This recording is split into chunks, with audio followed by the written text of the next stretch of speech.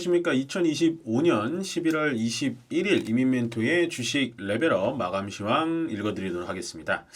일단은 오늘 시장이 좀 많이 부러졌습니다. 어저께 반등을 좀 줘서 다행이다라는 코멘트를 좀 드렸고, 실질적으로 우리가 현금 투입을 화요일날 한 게 결과론적으로는 지수는 조금 더 빠지는 결과가 좀 나왔습니다. 오늘 물론 뭐 우리 코스피 국내 시장만 좀 떨어졌다라고 보여지지는 않지만 그래도 대부분의 종목들이 좀 떨어져서 아마 많이 충격이 좀 있으실 거다라는 생각에 약간은 뭐 어떻게 방송을 찍을까라고 생각을 하다가 그래도 팩트를 좀 전달을 해드리는 게 맞다라는 판단에 조금은 마감 시황을 좀 팩트 전달로만 좀 전달해드리도록 하겠습니다.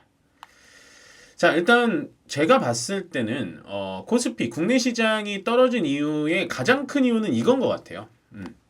이건 것 같습니다. 일단은 고용 증가 그 인구수가 11만 4천 명이 나왔고 고용 증가는 많이 됐는데 반대로 실업률은 또 4.4%나 나왔다라고 하면서 지표가 한쪽은 좋은데 한쪽은 또 안 좋네? 이렇게 생각하면 조금 헷갈리실 수 있었거든요. 근데 요게 제가 오늘 경제지나 뭐 전체적으로 좀 뒤져보니까 고용이 탄탄한 거더라고요. 물론 9월달 지표입니다, 이게. 네, 10월달, 11월달 나와봐야 알겠지만 9월달 지표가 실업률이 5% 미만이면 꽤 탄탄한 거래요. 그래서 아마 미국 시장이 깨지지 않았나. 왜? 고용 지표가 좋게 나오면 FOMC에서 금리를 안 낮출 거고, 거기다 금리 동결 얘기는 계속 나오고 있으니까 금리를 안 낮출 거고, 금리를 안 낮추면 지금 빅테크 종목들, M7 종목들이라고 불리는 이 회사들이 계속해서 돈을 빌리고 있는데, 회사채를 발행해서 그러면 그 돈을 빌리는 거에 대한 이자가 늘어나니까 거기에 대한 부담으로 시장이 떨어진 거예요. 근데 지금 뉴스에서는 어떻게 얘기하냐? 시장이 떨어진 건 AI 버블이라는 얘기가 많아요. 거기다 뭐 오늘 엔비디아 채권 유동성 얘기 나오는데 저는 그거는 좀 아닌 것 같고 그냥 쉽게 얘기하고 쉽게 클릭률을 높이기 위해서 하는 얘기인가? 라는 생각이 들고 제가 봤을 때는 가장 중요한 건 이 고용지표에 따른 미국의 금리 인하가 되지 않는다라는 게 시장에는 가장 부담이었다. 그거를 가장 먼저 두드려 맞은 게 기술주라는 거죠. 왜냐면 돈을 지금 갑자기 많이 빌리기 시작하니까. 그래서 그것들이 떨어지면서 샌디스크, AMD, 뭐 마이크론 이런 메모리 반도체들도 다 떨어지면서 우리나라도 삼성전자 5%, 하이닉스 10% 가까이 하락이 나오면서 전체 시장을 다 무너뜨린 겁니다. 그러면 여기서 우리가 가져가야 되는 건 뭐냐? 시장이 그럼 한도 끝도 없이 빠질 거냐? 아니라니까요. 아니에요. 물론 그런 건 있어요. 저는 시장의 박스권 하단을 3,900포인트로 본 거 맞습니다. 예, 그거 인정하고요. 그거 틀렸어요. 틀리고 오늘 3,800포인트까지 내려갔다가 3,850까지 왔는데 이 박스권을 하단으로 한 칸 정도 더 내려야 될 것 같아요. 원래 지수라는 건 계속해서 유동성 있게 변경을 해드려야 되는 거거든요. 그래서 하단은 3,800, 상단은 4,200에서 4,100. 예, 박스권은 계속 갈 거예요. 그러니까 떨어지지는 않는다고 시장이. 예, 아마도 감히 예상을 해보자면 이번 주말에 미국 시장에 어느 정도 기술적 반등이 나올 거예요. 왜냐하면 미국 시장도 2% 넘게 빠졌기 때문에 조금은 반등이 나오지 않을까. 그래서 제가 이렇게 말씀드린 게 뭐냐면 그냥 여러분들에게 힘내세요. 이거 버티세요. 그냥 막연하게 말씀드리는 게 아니라 떨어진 이유를 명확하게 팩트를 전달해 드리면 거기에 따라서 판단하는 건 여러분이 겁니다. 예, 그래서 지금은 AI 버블 때문에 빠진 게 아니고 미국의 금리 동결에 따른 빅테크주들의 부담이라는 거죠. 예, 근데 저는 뭐 전혀 공감 못 하겠어요. 빅테크주들이 그렇게 돈을 잘 버는데 그게 무슨 상관이 있나요? 벌어서 갚으면 되지. 라는 생각입니다. 그 다음에 요게 또 중요합니다. 일본이 지금 경기부양책을 세게 하죠. 예, 다카이치 사나이 총리가 굉장히 세게 하는데 1350억 달러 경기부양책 승인을 받았습니다. 일본 정부 내에서. 이게 왜 우리나라한테 중요하냐? 자, 일본이 돈을 풀면 어떻게 될까요? 엔화가 떨어지겠죠. 엔화가 약세가 되겠죠. 엔화가 약세가 되면 어떻게 될까요? 원화도 같이 약세가 됩니다. 멘토님, 엔화가 약세되는데 원화가 왜 같이 떨어질까요? 라는 개념은 지금 들어가긴 너무 이렇게 어려워요. 쉽게 말씀드리면 우리나라와 일본의 이 교류, 수출입 교류가 많기 때문에 일본의 엔화가 떨어지면 원화가 떨어지고요. 중국의 위안화가 떨어지면 같이 떨어집니다. 그래서 일본이 돈을 저렇게 푼다? 우리나라 원화는 당분간 약세겠구나. 그러면 원달러 환율은 1470원 이상 자리에서 계속 갈 수 있겠구나라고 염두를 해두시는 게 좋아요. 네, 아시겠죠? 우리나라도 이거 경기부양책 뭐 이거 소비 쿠폰 주고 돈 많이 풀었잖아요. 그 여파가 아마 지금도 원달러 환율에 있는 것 같아요. 그래서 원화는 당분간 세지겠구나.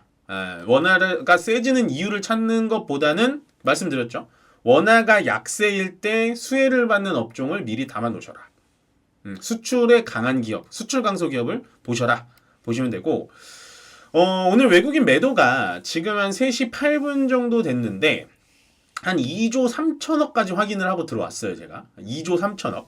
2조 3천억인데 일단은 2조 3천억 중에서 하이닉스가 1조 5천억이고요. 네, 삼성전자가 한 7천억 되는 것 같아요. 그러니까 대부분의 지금 매도가 SK하이닉스와 삼성전자에 집중이 돼 있다. 뭐 이게 좋은 뉴스다 나쁜 뉴스다 말씀드리는 게 아니라 그러니까 그만큼 외국인들의 매도가 이 전기전자 업종에 집중이 돼 있다라는 부분 확인을 해주시면 되고, 그 다음에 이제 우리나라만 지금 무너지는 게 아니라 이 비트코인의 움직임을 요즘에 제가 잘 본다 그랬잖아요. 또다시 9만 달러가 붕괴가 됐습니다. 원래는 저번에 이제 이번 주에 9만 달러 붕괴가 됐을 땐 8만 8천 달러에서 지켜주다가 다음날 반등 바로 나왔거든요. 근데 오늘 보니까 8만 5천 달러까지 빠지더라고요. 물론 이 비트코인이라는 게 뭐 국내 증시나 글로벌 증시에 영향을 준다라는 느낌보다는 얘가 약간 선행지표의 느낌이 있어요. 그래서 좀 보셔야 된다. 네, 선행지표의 느낌이 있다. 그 정도 보시면 될 것 같고, 자, 강세업종은 뭐 큰 의미는 없어 보입니다. 왜냐하면 오늘 화장품 의류 쪽이 좋긴 좋은데 선별적으로 움직이거든요. 이거는 아마도 그 중일 간의 갈등이 어느 정도 반사수에 이런 쪽으로밖에 수급이 안 가고, 제약바이오도 전체적으로 다 가는 건 아니고요. 다 간 건 아니고, 오늘은 제가 보고 있었던 기술주 중에 기술 수출 플랫폼 중에 D&D 파마텍 정도만 좀 강하고, 나머지 제약바이오들은 시장 대비는 강했다. 그러니까 강세업종은 크게 의미는 없을 것 같아요. 크게 의미는 없을 것 같고, 약세업종 중에서는 이게 빠질 수밖에 없죠. 전력기기랑 반도체. 요 원전을 제가 일부러 안 적었는데 맨날 똑같아서 전력기기 반도체는 당연히 떨어질 수밖에 없습니다. 같이 갑니다. 전력기기 반도체, 원전 뭐 이런 것들 다 같이 가는데 결국에는 기술주, 테크주들이 빠지면은 전력기기와 반도체는 같이 빠질 수밖에 없다. 기회를 꼭 살펴보셨으면 좋겠고요. 그 다음에 이제 요거를 보세요, 계속. 연말이 다가오면 올수록 얘네들은 분명히 히든 종목이 될 겁니다. 아무도 관심 없죠, 지금. 지주사 관심 없죠. 금융사 관심 없죠. 증권사 관심 없습니다. 뭐 상법 개정안 얘기 나오기 전까지 또 관심이 없어졌어요. 그 정도로 굉장히 숫자가 빠릅니다. 그래서 저는 여기에는 좀 별표를 쳐드리고 싶다. 예, 왜냐면 반도체 좋고 전력기기 좋고 제가 이제 다 이런 거를 다 저 만져봤거든요. 근데 지금은 중요 추세선도 너무 많이 이탈을 했고 약간은 들어가기 조금 부담스럽기 때문에 오히려 이쪽, 여기 제일 안전하잖아요, 여기가. 오히려 이쪽으로 들어가서 조금 물리더라도 기다리는 게 나을 것 같아요. 그 정도 체크를 해드리면 될 것 같습니다.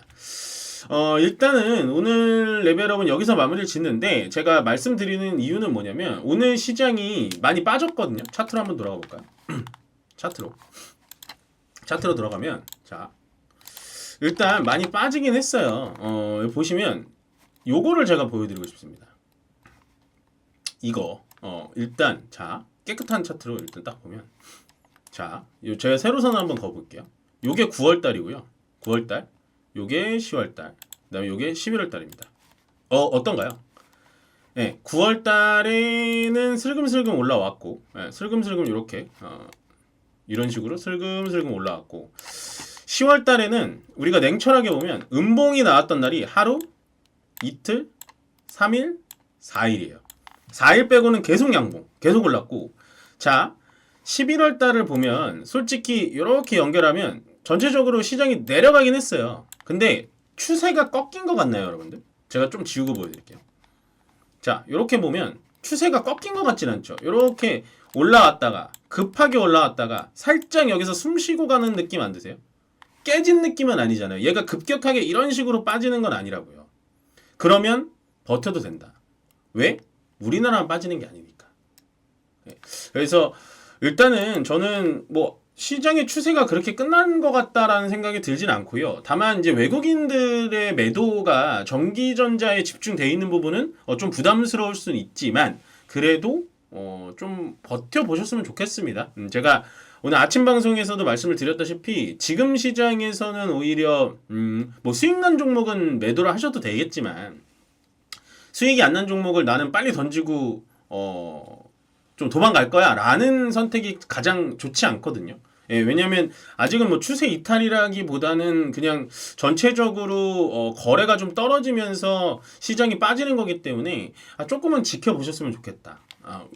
그랬으면 좋겠어요. 뭐 보시다시피 이런 식으로 일본 니케이도 2.3%고요.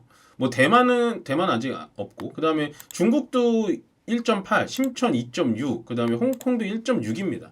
물론 우리나라가 3.7로 가장 많이 빠지고 있는 건 맞는데, 맞는데 그래도 이게 이제 우리나라 메모리가 많아서 그래요. 반도체가. 그래도 지금 나스닥이나 S&P 500이 강보합으로 올라온 거 보면 다음 주에는 기술적 반등 정도는 좀 한번 나오지 않을까. 그렇지만 제가 좀 낮출게요. 요거 수정 드릴게요. 죄송합니다. 4,100포인트랑 3,800포인트 요 사이 정도로 보시는 게 좋아요. 요 정도? 오늘 3,800까지는 안 갔는데 요 정도 박스권으로 딱 보시고 대응을 하셔라. 3,900은 완벽하게 오늘 깼기 때문에 더 이상 바닥권이라고 보기에는 조금 어렵다라고 정리를 해드리면서 오늘 레벨업은 여기서 마무리 짓도록 하겠습니다. 고맙습니다.